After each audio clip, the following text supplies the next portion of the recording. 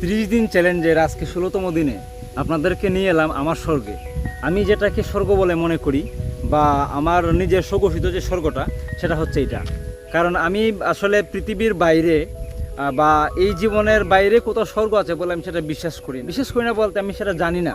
তো যেহেতু আমি সেটা জানি না, সেটা নিয়ে আমি নিশ্চিত নই যে সেটা আছে নাকি নাই। কিন্তু বাস্তব পৃথিবীতে যে একটা স্বর্গ বলে কিছু একটা আছে, বা যেটাকে আমি স্বর্গ শব্দটাকে আমি ইউজ করতে চাই না, যে সর্বোচ্চ সুখময় এবং সর্বোচ্চ আনন্দময় যে জায়গা আছে, আমি আজকে আপনাদেরকে নিয়ে এলাম সেই জায়গায়। এটা হচ্ছে সেই জায়গা যেখানে আমি নিজেকে খুঁজে পেয়েছি।